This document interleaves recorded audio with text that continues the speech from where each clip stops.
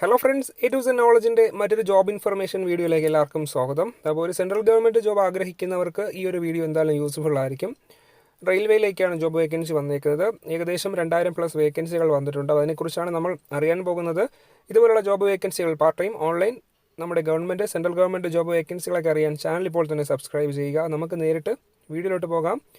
അപ്പോൾ വേക്കൻസി വന്നേക്കുന്നത് റെയിൽവേയിലേക്കാണ്. Recruitment location Mumbai പോലുള്ള സ്ഥലങ്ങളിലേക്കാണ്. കേരളത്തിന് പുറത്താണ് വേക്കൻസികൾ കൂടുതൽ വന്നേക്കുന്നത്. കേരളത്തിൽ വേക്കൻസികളൊന്നും വന്നിട്ടില്ല. അപ്പോൾ ഇതിലേക്കുള്ള അപ്രൻറ്റീസ് തസ്തികയിലേക്കാണ് വേക്കൻസികൾ വന്നേക്കുന്നത്.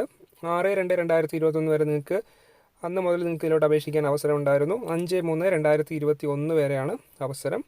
അപ്പോൾ ഇതിലേക്ക് ഏകദേശം 2000+ വേക്കൻസികൾ വന്നിട്ടുണ്ട്. ഓൺലൈനായിട്ടാണ് നിങ്ങൾ ഇതിലോട്ട് അപേക്ഷിക്കേണ്ടത്.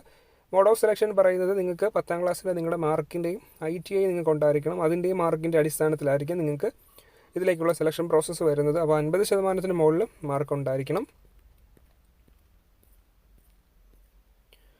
അപ്പോൾ ക്ലസ്റ്റർ വൈസ് ആണ് വേക്കൻസികൾ പറഞ്ഞേക്കുന്നതിനകത്ത്. അപ്പോൾ ഏതൊക്കെ യൂണിറ്റുകളിലാണ് അതിൻ്റെ ക്ലസ്റ്റർ എവിടെയൊക്കെയാണ്? മുംബൈ വരുന്നുണ്ട്, പൂനെ, നാഗ്പൂർ അങ്ങനെയൊക്കെയുള്ള സ്ഥലങ്ങളിലാണ് വേക്കൻസികൾ വരുന്നത്. കൂട്ടുകാരെ, വേക്കൻസി വന്നേക്കുന്നത് ട്രേഡ്, അതായത് fitter, welder, carpenter, painter, trailer തസ്തികയിലാണ് വേക്കൻസികൾ വന്നേക്കുന്നത്. അപ്പോൾ അത് ഏതൊക്കെ കാറ്റഗറിയിലുള്ളവർക്കാണ് വേക്കൻസികൾ വന്നിട്ടുള്ളത് അതിൻ്റെ ഡീറ്റെയിൽ ആണ് കൊടുക്കുന്നത്. അപ്പോൾ 1 year ആണ് ട്രെയിനിങ് പീരീഡ് പറയുന്നത്. പിന്നെ വന്നേക്കുന്നത് ഇലക്ട്രീഷ്യൻ, മെഷീനിസ്റ്റ്, അതുപോലെ തന്നെ welder, programming system and administration assistant, പിന്നെ laboratory assistant, electrician, mechanic, diesel, അപ്പോൾ ഡീസൽ മെക്കാനിക്ക്, അതിൻ്റെ ഫിറ്റർ, ടേണർ, ഇങ്ങനെയുള്ള തസ്തികയിലേക്കാണ് വേക്കൻസികളെല്ലാം തന്നെ വന്നേക്കുന്നത്. അപ്പോൾ നിങ്ങളെല്ലാം ഒന്ന് വായിച്ച് നോക്കുക. ഞാനിതിപ്പോൾ എല്ലാം പറയാൻ നിൽക്കുന്നില്ല. അപ്പോൾ ആ തസ്തികയിലേക്കാണ് വേക്കൻസികളെല്ലാം തന്നെ വന്നേക്കുന്നത്. കൂട്ടുകാരെ, അപ്പോൾ ഞാൻ ഈ ഒരു നോട്ടിഫിക്കേഷൻ ഫയൽ നമ്മുടെ ടെലിഗ്രാം ചാനലിൽ പോസ്റ്റ് ചെയ്തേക്കാം. A to Z നോളജ് എന്ന് ടെലിഗ്രാമിൽ സെർച്ച് ചെയ്യുമ്പോൾ കിട്ടുന്നതാണ്. കാരണം ഇതെല്ലാം ഇപ്പോൾ ആ നോട്ടിഫിക്കേഷൻസ്, അതായത് വേക്കൻസികളെല്ലാം പറഞ്ഞാൽ ഒരുപാട് ടൈം എടുക്കും. അതുകൊണ്ടാണ് അത് പറയാത്തത്. നിങ്ങൾക്ക് ആ നോട്ടിഫിക്കേഷൻ ഞാൻ പോസ്റ്റ് ചെയ്തേക്കാം. എലിജിബിലിറ്റി കണ്ടീഷൻസ്, അതായത് 15 മുതൽ 24 വയസ്സ് വരെയുള്ളവർക്കാണ് ഇതിലോട്ട് അപേക്ഷിക്കാൻ അവസരം വന്നേക്കുന്നത്. SC ST കാൻഡിഡേറ്റിന് 5 വയസ്സിൻ്റെ ഇളവും OBC കാൻഡിഡേറ്റ് 3 വയസ്സിൻ്റെ ഇളവുമാണ് പറയുന്നത്. ആസ് പെർ റൂളാണ്. പിന്നെ മിനിമം ക്വാളിഫിക്കേഷനായിട്ട് പറയുന്നത് നിങ്ങൾക്ക് 10ാം ക്ലാസ് പാസ്സായിരിക്കണം, 50% നിങ്ങൾക്ക് മാർക്ക് ഉണ്ടായിരിക്കണം. പിന്നെ നാഷണൽ ട്രേഡ് സർട്ടിഫിക്കറ്റ് ഉണ്ടായിരിക്കണം, ITI സർട്ടിഫിക്കറ്റ് നിങ്ങൾക്ക് ഉണ്ടായിരിക്കണം. പേയ്മെൻറ്റ് ഓഫ് ഫീസ് എന്ന് പറയുന്നത് 100 രൂപയാണ് അടയ്ക്കേണ്ടത്. അപ്പോൾ അത് ഓൺലൈനായിട്ട് നിങ്ങൾക്ക് അവരുടെ സൈറ്റ് വഴി അടയ്ക്കാൻ കഴിയുന്നതാണ്. www.rrccr.com വഴി നിങ്ങൾക്ക് പേയ്മെൻറ്റ് ചെയ്യാൻ കഴിയുന്നതാണ്. ഞാൻ ഓൺലൈൻ നമ്മുടെ ഡിസ്ക്രിപ്ഷനിൽ ലിങ്ക് കൊടുത്തിട്ടുണ്ട് കേട്ടോ. അപ്പോൾ അതിനകത്ത് നിങ്ങൾക്ക് അതുവഴി അടയ്ക്കാൻ കഴിയുന്നതാണ്. അതല്ല നിങ്ങൾ ചെല്ലാൻ വഴിയാണ് അടയ്ക്കുന്നതെങ്കിൽ നിങ്ങൾക്ക് SBI ചെല്ലാൻ ഉപയോഗിച്ചും അടയ്ക്കാൻ കഴിയുന്നതാണ്. ഇൻ്റർനെറ്റ് ബാങ്കിങ്ങോ മറ്റെന്തോ ഉപയോഗിക്കാം.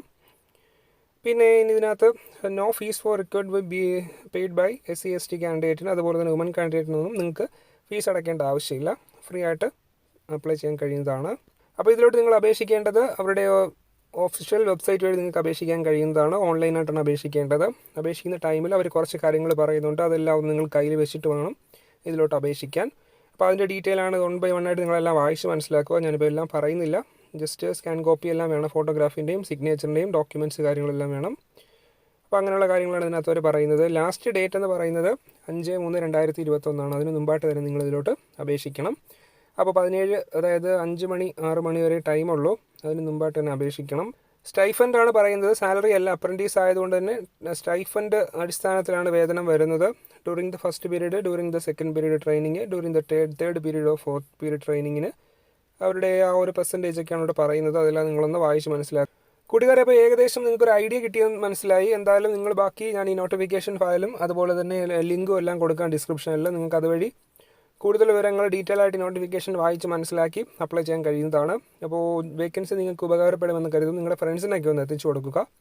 ITI 10th ക്വാളിഫൈഡ് ഒക്കെ ആയിട്ടുള്ളവർക്ക്, കേരളത്തിന് പുറത്തൊക്കെ പോയി ജോലി ചെയ്യാൻ ആഗ്രഹിക്കുന്നവർക്ക് നല്ലൊരു അവസരമാണ്. അപ്പോൾ ഇതുപോലുള്ള ജോബ് വേക്കൻസികളൊക്കെ അറിയാൻ ചാനൽ ഇപ്പോൾ തന്നെ സബ്സ്ക്രൈബ് ചെയ്യുക. നമുക്ക് മറ്റൊരു ജോബ് ഇൻഫർമേഷൻ വീഡിയോ ആയിട്ട് വീണ്ടും കാണാം. Take care.